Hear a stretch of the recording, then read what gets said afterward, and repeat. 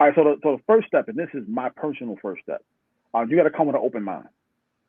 Any preconceived assumptions, leave it at the table.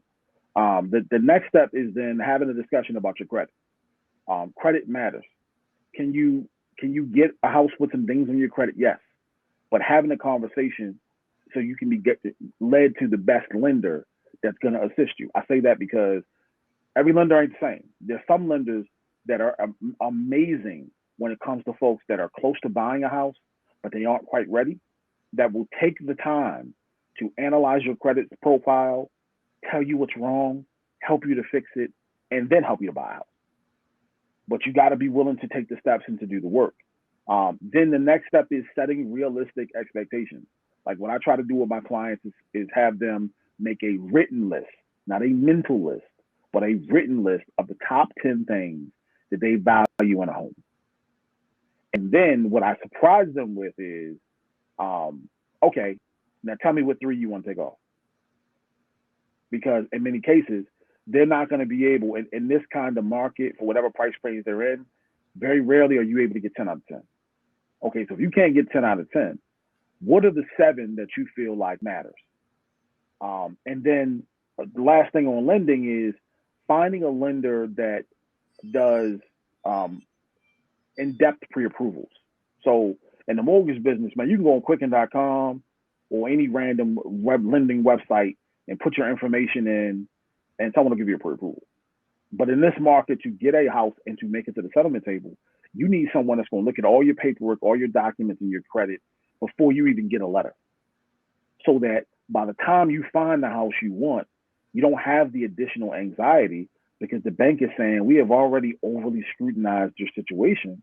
So just give us a few, updated documents, that correspond with the timeline, and we can get this done for you. As opposed to the separate option is you get some random BS nonsense approval, and then midway you figure out that either you can't do it or there are 50 things that you got to try to do in a 1 or 2 week timeline to not lose your house.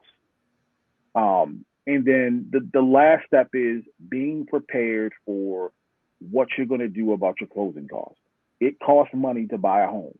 Nothing is free, but there are programs that are out there, but you have to be honest.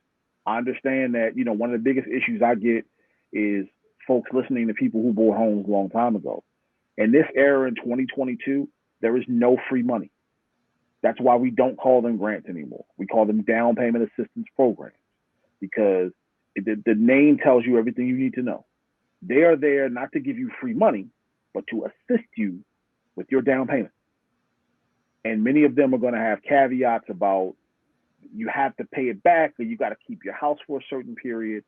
Understand your situation. Save as much money as you can. And if you save as much money as you can, maybe you don't need to take those programs if you don't like the terms, right? But if you don't have any money, then that is your option, along with entertaining the idea of maybe getting some money from a seller, so on and so forth.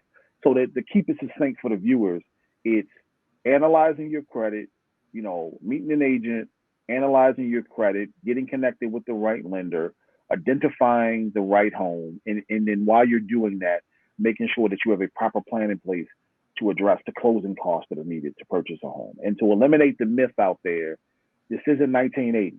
You don't need 20% down to purchase a home. There are programs where you can put down as low in many cases 3 or 3.5% to buy a house.